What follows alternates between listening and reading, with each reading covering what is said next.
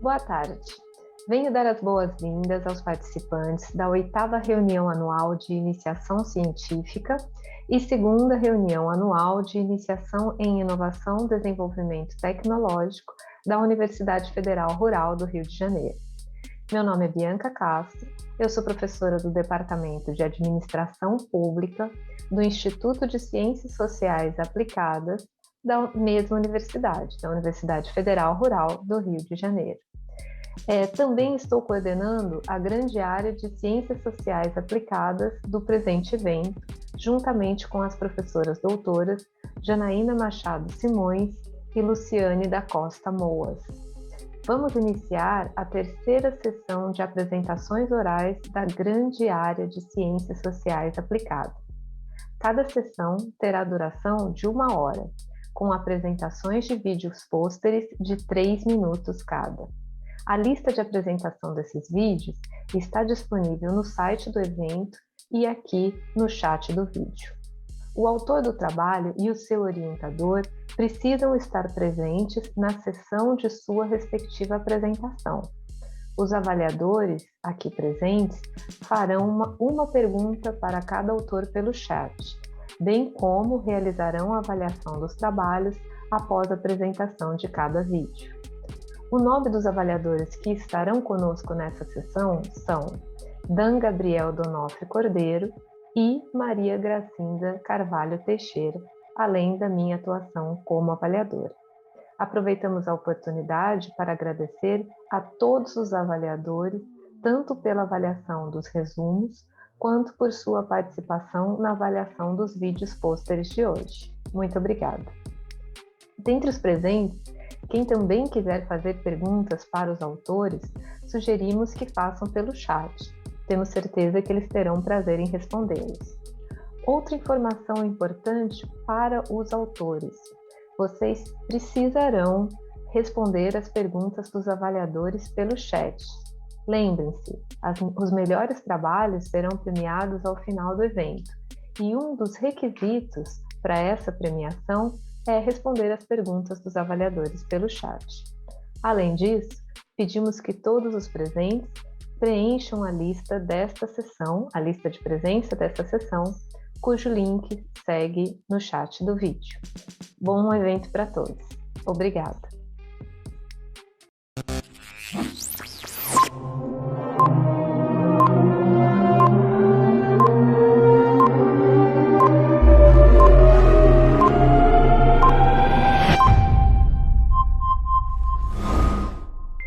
Olá, eu sou Gabriela Leite e fui orientada pela professora Patrícia Freitas como bolsista do PIBIC na Universidade Rural. O meu trabalho é a criança turista, buscando perceber seu lugar no marketing digital dos meios de hospedagem. O objetivo foi estudar a relação entre infância, consumo e hospitalidade, buscando compreender o lugar da criança na hotelaria. Sampaio, em 2000, já destacava a importância da criança como consumidora e influenciadora de consumo da família. Cussano, em 2007, relata que as singularidades existentes no universo infantil apontam que produtos e serviços turísticos necessitam ser planejados e adequados às crianças. Apesar do papel social exercido pelas crianças, alguns meios de hospedagens insistem em manter um planejamento mínimo para esse público, se restringindo apenas às necessidades dos adultos. A metodologia foi de caráter exploratório e descritivo e envolveu, primeiramente, a pesquisa bibliográfica sobre consumo, infância, turismo e hospitalidade. A escolha da região foi a Barra da Tijuca e do Recreio do Bandeirantes e nós utilizamos como instrumento de análise o Cadastro, os sites, as redes sociais e o TripAdvisor. Buscando perceber, a partir da análise de 23 tópicos baseados em analisar a representação ou a ausência da infância, temos proibições e ou restrições, espaços e equipamentos adequados, recursos humanos, atividades e serviços, marketing nas redes sociais e pacotes disponíveis para o público infantil. Nos resultados, foram 28 meios de hospedagens no total, sendo 24 na Barra da Tijuca e 4 no Recreio dos Bandeirantes.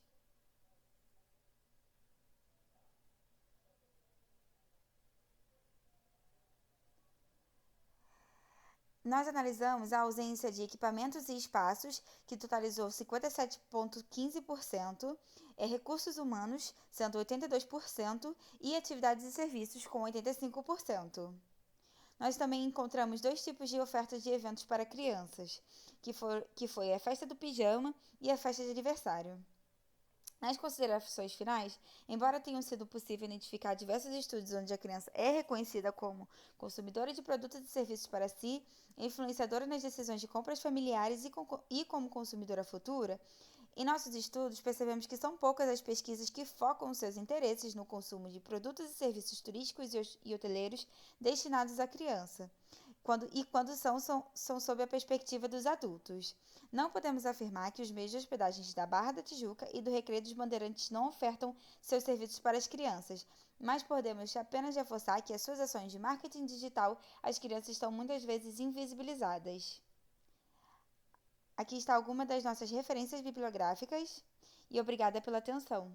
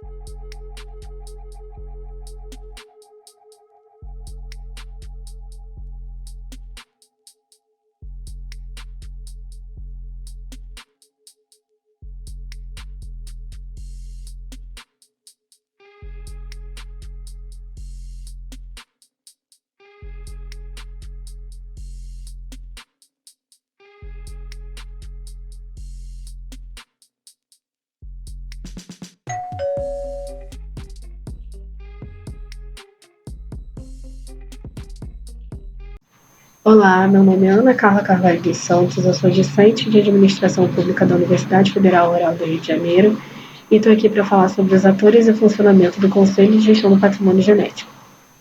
O CEGEM é o órgão responsável por coordenar agentes e interesses, além de decidir sobre a implementação da política de repartição de benefícios no Brasil. Essa política tem como primeira normativa a medida provisória número 2186-16 de 2001, que foi alterada pela promulgação da Lei 13.123 de 2015, que foi responsável por estabelecer novos procedimentos sobre a proteção do patrimônio genético nacional e dos conhecimentos tradicionais associados, obtidos pela sua comercialização. Dessa forma, o intuito do estudo foi compreender o funcionamento da política através da atuação do Conselho, identificando os principais interessados e as principais atividades discutidas no âmbito do CEGEM. Para isso, foi realizada uma revisão bibliográfica sobre a repartição de benefícios, o levantamento de documentos, como leis e decretos, e a análise e sistematização das informações das atas das reuniões, tanto ordinárias quanto extraordinárias, realizadas entre 2016 e 2019. O CEGEM é composto por 17 órgãos divididos entre a Administração Pública Federal e sociedade civil. Dessa forma, através da análise das atas, foi feito levantamento e análise da frequência de participação dos membros do CEGEM e dos participantes ouvintes, além da identificação dos assuntos mais discutidos nas reuniões. Dessa forma, foi identificado que os membros do CEGEM com mais participação foram o MMA, o MAPA e a CNI. Porém, a participação dos outros membros também foi alta, ficando entre 70% e 90% de assiduidade. Nos ouvintes, por sua vez, os órgãos governamentais federais ficaram com mais de 30% de assiduidade, seguido dos escritórios de advocacia e das empresas. As comunidades tradicionais, que são os principais beneficiários da política, participaram de menos de 1% das reuniões. Isso pode estar relacionado à maior dificuldade de deslocamento desses grupos, pois eles vivem em áreas remotas. Os temas mais tratados nas reuniões do CEGEM, por sua vez, foram as regulamentações e as multas aplicadas pelo descumprimento da lei. Já os temas relacionados ao pagamento da repartição de benefícios foram negligenciados, uma vez que o Fundo responsável pela captação desses recursos ainda não está em funcionamento. Dessa forma, foi concluído que um grande desafio para o CEGEM e para a implementação da política de repartição de benefícios é relacionado ao desequilíbrio na participação do Conselho, que reduz a capacidade de controle e pressão das comunidades tradicionais e dos movimentos sociais sobre as decisões do CEGEM, e que essa situação favorece as empresas, os usuários, em detrimento aos principais beneficiários da política. Obrigada.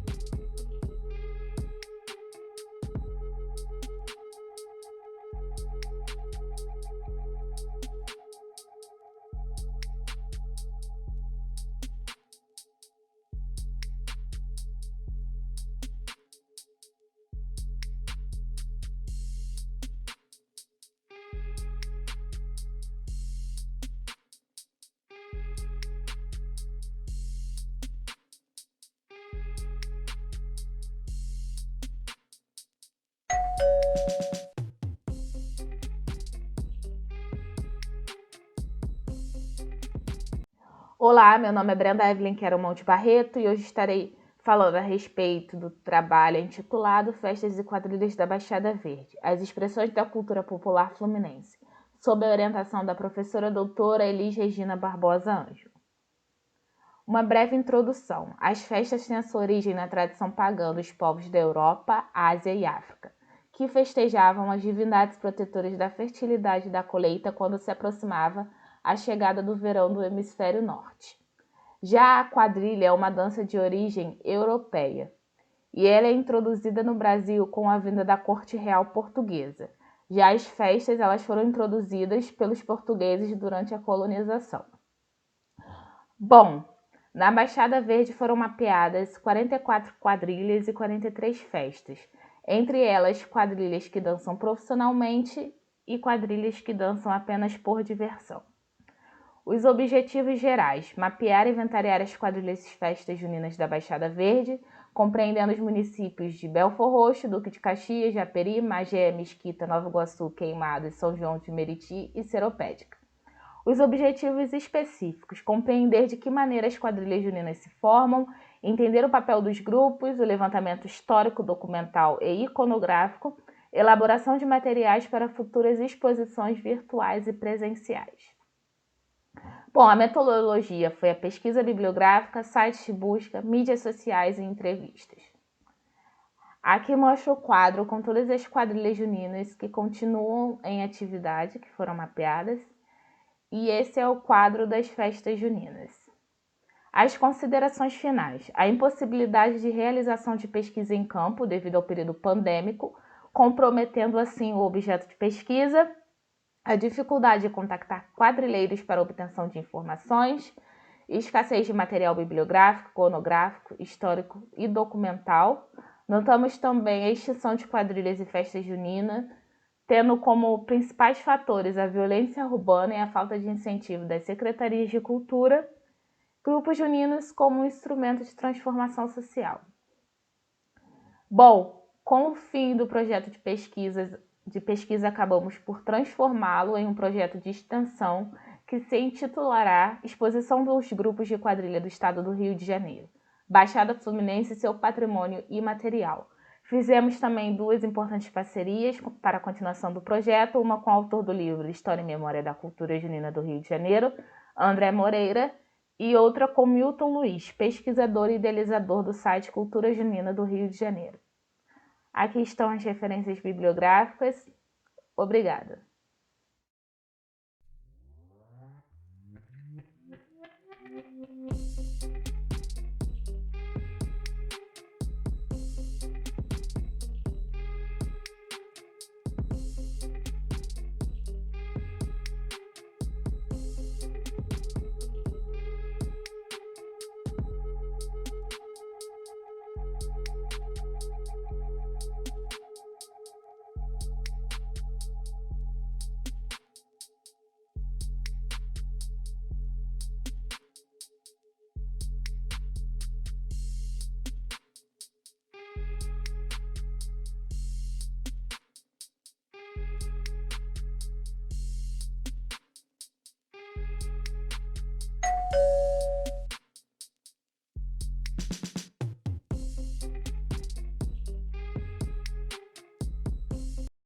Bom dia, eu sou Giovana Santana de Assis, fui bolsista da Universidade Federal Rural do Rio de Janeiro, orientada pela professora doutora Camila Rodrigues, e a nossa pesquisa intitulada de Baixada Verde, Lazer e Turismo em Áreas Protegidas no Contexto Urbano, nasceu com a necessidade de fazer uma análise das unidades de conservação presentes na Baixada Fluminense, com ênfase nos parques e como esses parques naturais podem ser utilizados para os fins de lazer e turismo. A nossa pesquisa foi dividida em 2 objetivos, tendo como objetivo principal mapear, sistematizar e analisar as informações dessas unidades e o objetivo específico, que foi o passo a passo implementado para cada unidade, que era identificar as informações básicas dessa unidade, fazer o mapeamento das oportunidades de lazer e turismo e depois fazer o levantamento de informações por meio de opinião do público. De metodologia foram usadas 3 diferentes: o referencial bibliográfico, a referência teórico-metodológica e entrevistas com gestores e os responsáveis pelos parques, através de visitas técnicas. A referência teórico-metodológica foi de grande importância porque Souza Tapia Castro propõe uma forma de analisar essas unidades de conservação através dos fatores biofísicos e sociais do ambiente, podendo ser dividido no ambiente interno, como pode ser visto aqui no quadro 1, e no ambiente externo, que é como pode ser visto aqui no quadro 2. E trouxe aqui um exemplo de como a gente fez essa análise através do Parque Natural Municipal de Nova Iguaçu. Através do ambiente interno, a gente pôde concluir que o parque possui uma boa infraestrutura para visitação. Ele conta com guarita, uma boa recepção, sinalização, ele tem placas, e então ele é bem convidativo para quem está visitando. E ele tem possibilidade de práticas recreativas e iniciativas para educação ambiental. Enquanto que o ambiente externo, a gente vê que Nova Iguaçu é um município que tem muitos atrativos naturais e culturais e serviços de apoio, então isso pode aumentar o desejo da pessoa de querer conhecer essa unidade. Como consideração final, a gente precisa ressaltar que é importante essas unidades continuarem desenvolvendo propostas de manutenção e alguns pontos levantados para melhoria capacitação contínua dos funcionários, melhorar os meios de informação e comunicação sobre essas unidades e o incentivo ao cadastro dessas unidades no Cadastro Nacional de Unidades de Conservação proposto pelo Ministério do Meio Ambiente. E promover debates sobre a importância das unidades de conservação e como ela pode ser utilizada de forma sustentável para fins de lazer e turismo. Eu gostaria de agradecer essa oportunidade, agradecer a minha orientadora e espero que essa pesquisa possa ter agregado a vocês. Muito obrigada.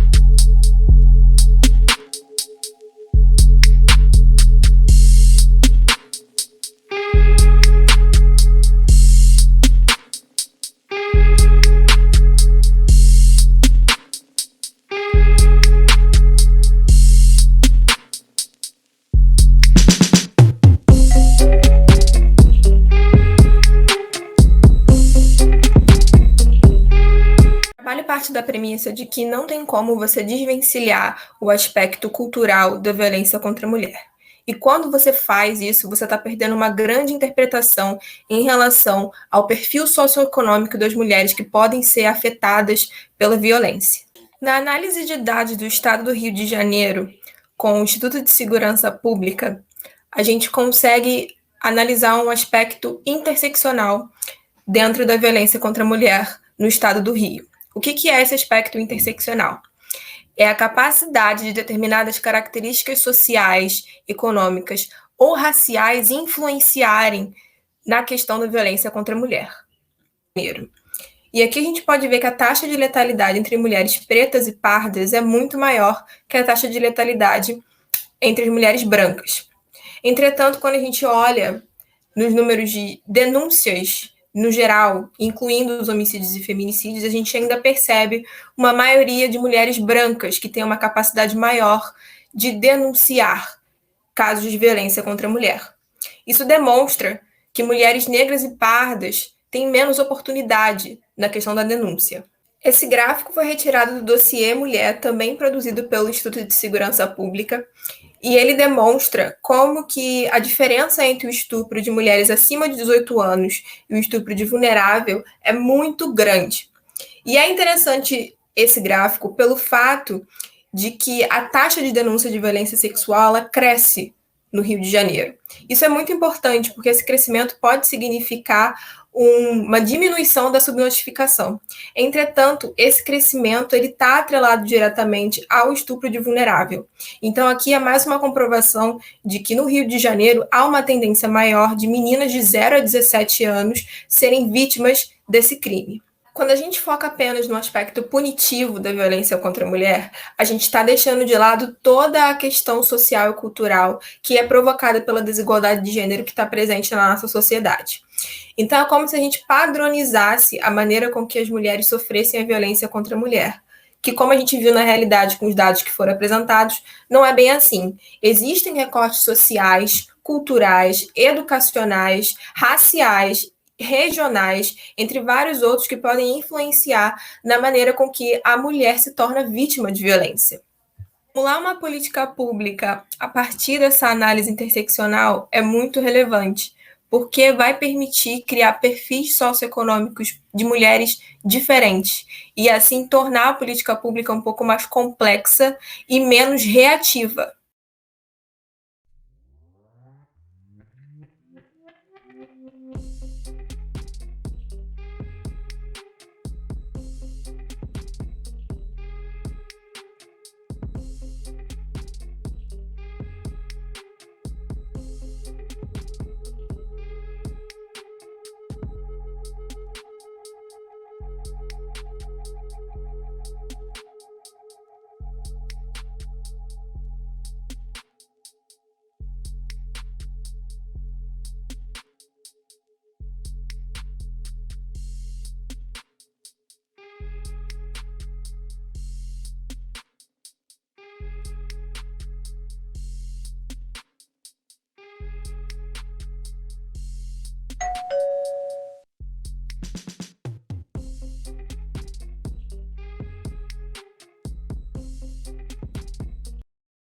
Olá, o título do nosso trabalho é Velhice, Memórias e Saberes Tradicionais, uma análise da revista Cláudia nas décadas de 1990 e 2000. Os autores somos eu, Alan Tavares da Silva, bolsista voluntário, e a minha orientadora, a professora Débora Pires Teixeira, do Departamento de Economia Doméstica e Hotelaria, do ICSA. O objetivo: conhecer os significados da velhice acionados pelas representações dos velhos em locais turísticos marcados por atividades artesanais e saberes tradicionais.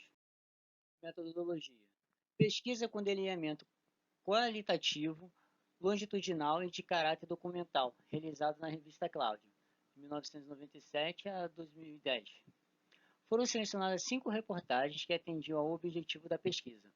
A análise dos dados foi feita com a ajuda da proposta metodológica de Mendes, de 2013, e os dados foram discutidos à luz de teóricos das ciências sociais. Resultados: reportagens acionam imaginários sociais por meio dos seus discursos que ligam ao velho, à memória coletiva, à tradição e ao fazer manual.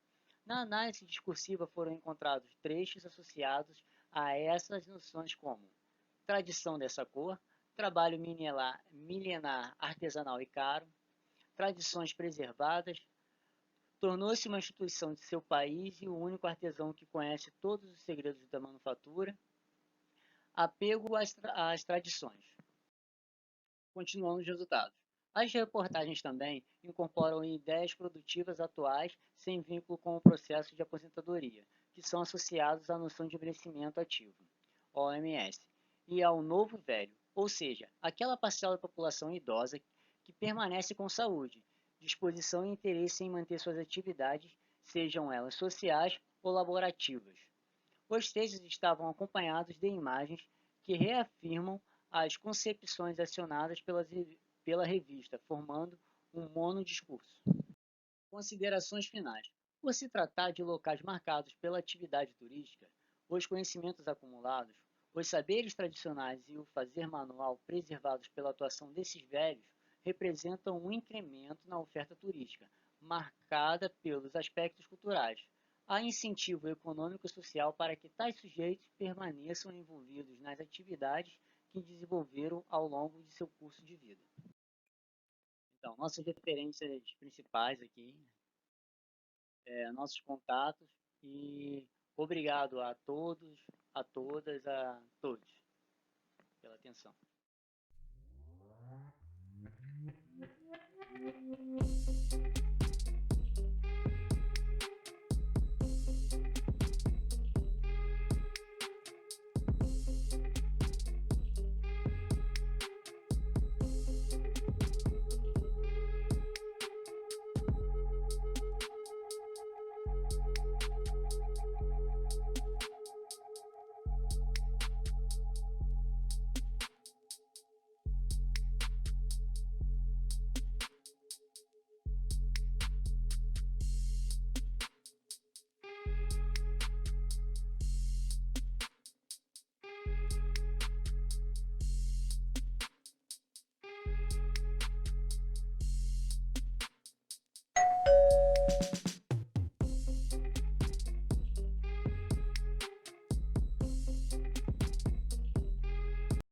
Olá, eu sou a Patrícia e vim apresentar de forma bem sucinta meu projeto de pesquisa. A partir do consenso sobre a necessária profissionalização pautada na administração pública gerencial, no Brasil foram realizados investimentos e políticas de recursos humanos para alinhar o perfil dos servidores com os novos papéis do Estado. Visando fortalecer especificamente a gestão de pessoas no ensino federal, pelo Decreto 5.707, de 23 de fevereiro de 2006, se instituiu a Política Nacional de Diretrizes para o Desenvolvimento de Pessoas da Administração Pública Federal Direta, Autárquica e Fundacional, atualizada em 2019. Aqui, brevemente, apresentamos os objetivos do trabalho, que, devido à pandemia, essa pesquisa ela foi realizada na Escola de Contas e Gestão do Tribunal de Contas, que é o setor onde eu estagio, na coordenadoria acadêmica. E aqui, ao lado, aponto os objetivos intermediários alcançados durante o projeto. Aqui, nessa fase, apresentamos os procedimentos metodológicos utilizados. Destacamos que, mediante a vivência na área de gestão de pessoas em uma organização pública, foi elaborado um roteiro para entrevista na pesquisa de campo do projeto maior. Esse roteiro elaborado foi utilizado para realizar 2 entrevistas piloto com servidoras que atuam como assessoras na coordenadoria acadêmica da Escola de Contas, com 27 e 22 anos de casa, respectivamente. A partir do material estudado e das entrevistas realizadas, considerar o trabalho de forma mecânica legitima o poder, justifica e recompensa as competências profissionais desenvolvidas. Uma lógica sistêmico-controladora caberia onde o trabalho é orientado por um contexto de certeza e padronização das tarefas, servindo para obter cooperação produtiva. Entretanto, as pessoas se envolvem demais numa organização, e o envolvimento traz senso de pertencimento, pautado na lógica processual relacional de pessoas. Elaborar esse roteiro, com base nos estudos dos conceitos e realizar as entrevistas, possibilitar uma percepção de como funcionam os conceitos de gestão de pessoas nas dinâmicas subjetivas individuais na coordenadoria acadêmica da COA do TCE. Essas servidoras entrevistadas, mesmo inseridas no mesmo ambiente de trabalho, com as mesmas funções e cobranças, apresentam olhares divergentes sobre uma mesma situação. Com a realização das entrevistas, explicitou-se que há nas servidoras entrevistadas uma necessidade não satisfeita de aprender e um servidor com estabilidade não necessariamente se acomoda, mas almeja receber o conhecimento dos pares e chefias pela capacidade profissional desenvolvida no processo de solucionar problemas no ambiente de trabalho. Dessa forma, agradeço a todos, apresento as referências bibliográficas utilizadas para chegarmos aos conceitos apresentados aqui nessa apresentação e agradeço pelo tempo disponibilizado.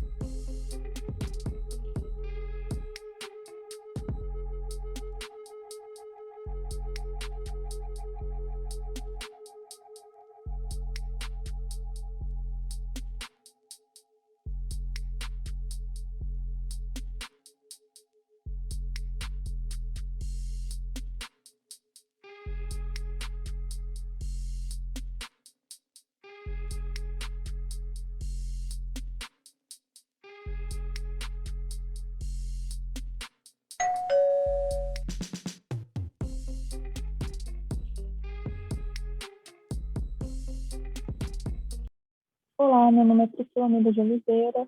O orientador desse trabalho é Luciano Muniz Abreu. O código do projeto é PIT 2714 e o título do trabalho é Urbanização Turística no Litoral Fluminense, das segundas residências aos empreendimentos turísticos e imobiliários. Vou apresentar para vocês introdução, métodos, resultados, conclusões e as referências. A urbanização turística ela vem atraindo os meios de hospedagem para mais próximo das praias e, pensando nisso, esse trabalho tem como objetivo criar mapas e gráficos de todos os municípios do litoral do Rio de Janeiro e cruzar essas informações com outros estudos a respeito de políticas públicas baseados no Ministério do Turismo Cadastro. Essas pesquisas vêm sendo desenvolvidas em redes pelo Grupo de Pesquisa Cidade Litorânea de Turismo Estrutur. Para a elaboração dos mapas e dos gráficos, foram utilizados os dados do Mapa Biomas e do Observatório Nacional de Transporte e Logística. O Mapa Biomas é uma plataforma livre que disponibiliza dados de uso e cobertura da terra classificados em algumas classes como apicum, pastagem, agricultura. Então, para a elaboração dos mapas, foram utilizadas as grandes classes e foi feita uma reamostragem a fim de evidenciar as classes que interessavam para esse estudo. Então, as classes utilizadas foram floresta, mangue, formação natural não florestal, agropecuária, praias e dunas, área urbana, área não vegetada e corpos d'água. Nesse mapa e no gráfico do município de Cabo Frio, que foi um dos municípios que mais se destacou, dá para perceber um crescimento urbano aí próximo às praias do norte do estado. Esse crescimento urbano se dá em detrimento principalmente da agropecuária e das praias e dunas, como pode ser observado no gráfico. E um fator importante pode ser o crescimento do número de segundas residências, como, por exemplo, as pessoas que deixam suas casas próximas das praias, alugam e passam a morar mais para dentro do município para viver dessa renda extra. O município de São Francisco do Tabapuana se destacou também.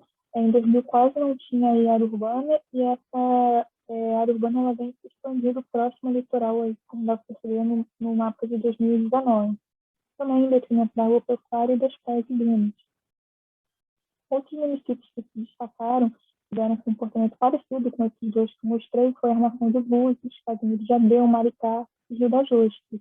Esses resultados eles podem contribuir para o desenvolvimento das políticas públicas, visando minimizar impactos decorrentes da urbanização turística, como a apropriação de locais mais privilegiados que acarreta o deslocamento da população local, gerando uma fragmentação socioespacial.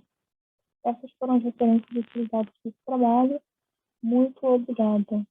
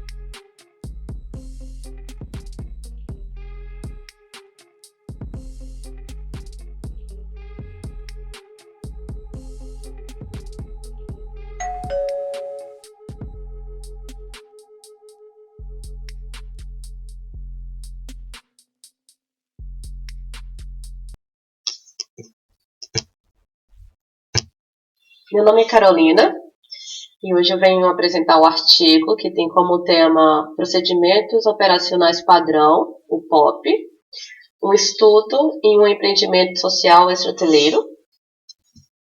O objetivo da pesquisa, que foi realizado no meio de hospedagem Raízes do Brasil, que fica localizado no bairro Santa Teresa, na cidade do Rio de Janeiro, foi relacionar a hospitalidade e economia solidária sobre a ótica de um equipamento extra-hoteleiro.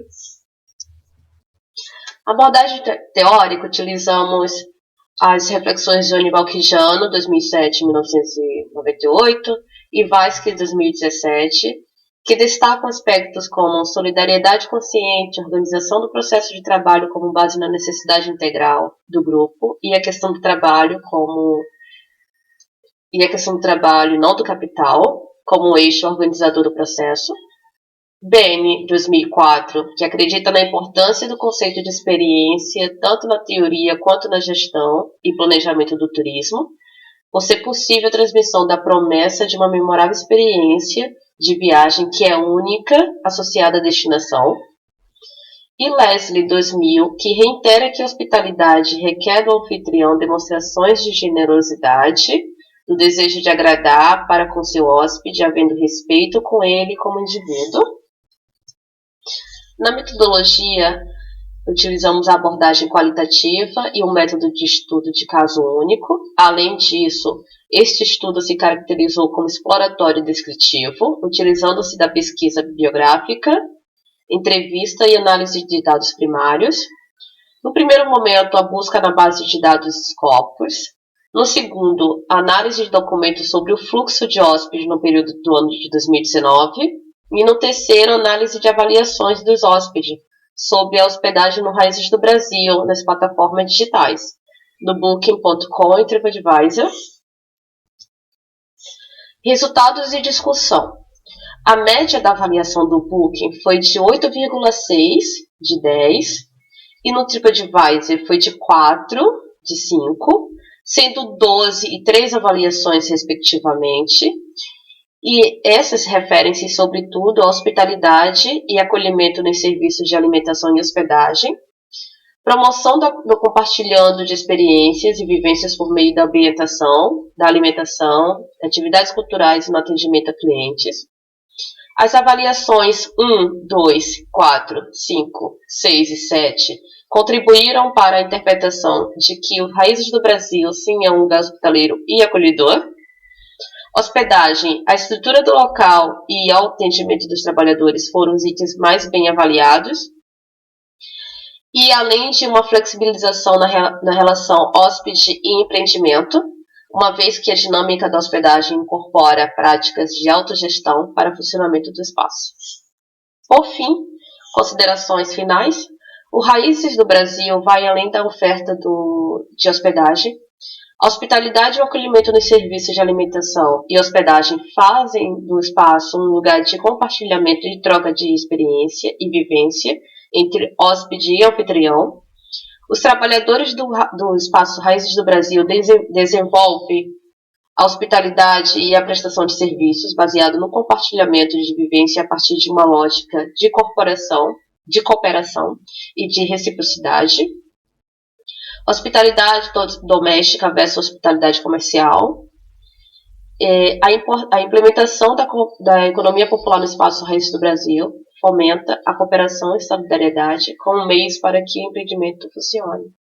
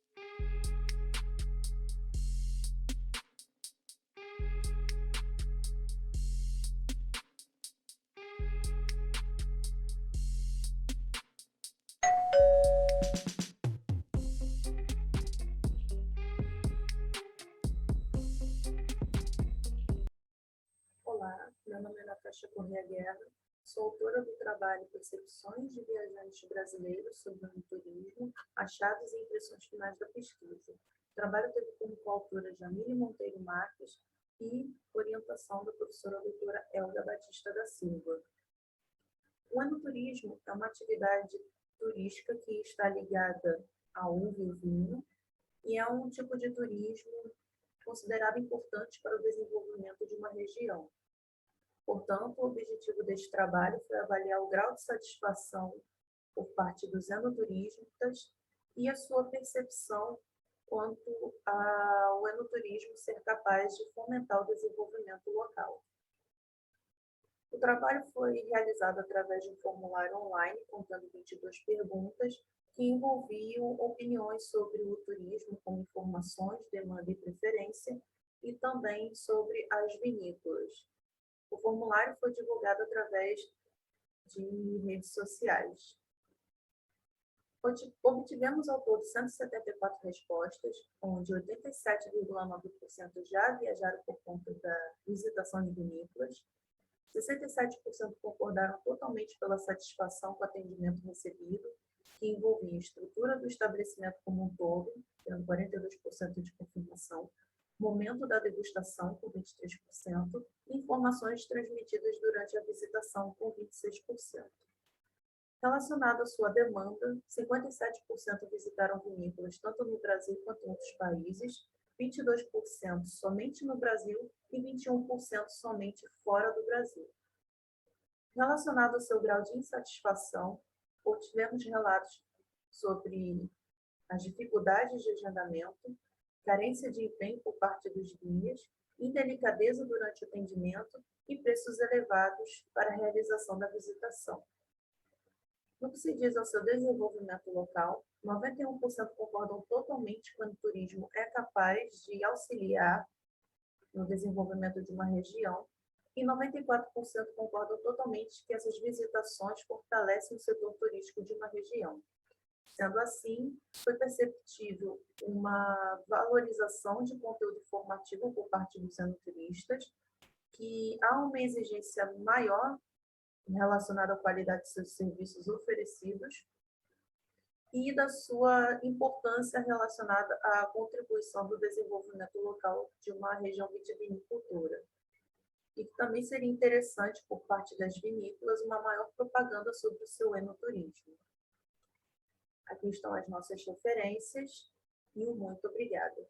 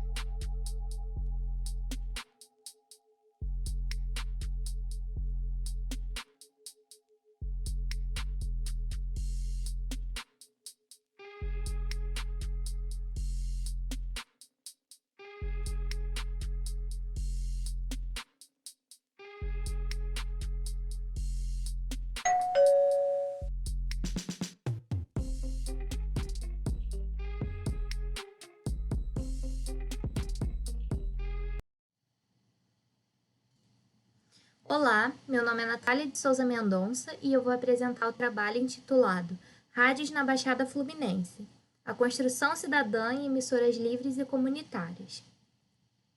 Os principais objetivos do nosso trabalho são abordar o perfil das rádios comunitárias inseridas na região da Baixada Fluminense e aprofundar as discussões e análises sobre as emissoras comunitárias. O contexto histórico parte de dois marcos, o da década de 1980, onde o movimento de rádios livres e comunitárias começa a ganhar força, e onde há o processo de rearticulação da sociedade civil, pressionando para a redemocratização do Brasil, e tem todo aquele fortalecimento das organizações de base, ligadas aos sindicatos e periferias. E o outro marco é o da década de 1990, onde o movimento se espalha por todo o país. Foi identificada uma escassez de trabalhos acadêmicos sobre a atuação dessas rádios comunitárias no recorte dessa região. Então, nós trabalhamos a partir do mapeamento e localização para a gente realizar toda a documentação dos perfis dessas rádios dessa região. As emissoras visitadas no período de 2018 e 2019 foram a Rádio Serra Verde FM, que tem atuação em Xerém, Duque de Caxias, e a Rádio Mirandela FM, que tem atuação em Nilópolis. As rádios usam várias estratégias para incentivar a participação do ouvinte, através do uso de visitas às emissoras, participação da programação, redes sociais e telefone. Elas se destacam na região em que transmitem por serem as únicas que vivenciam o cotidiano daquele território. e muitas das vezes são o único canal de denúncia que os moradores têm para reclamar dos problemas daquela região. Foram feitas análises de alguns programas. O primeiro foi o Espaço Aberto, da Rádio Serra Verde, que envolve moradores de Xerém em vários assuntos da região, acompanha a política e a rotina da região em vários aspectos, e também tem a participação dos ouvintes através de mensagens, telefonemas e redes sociais.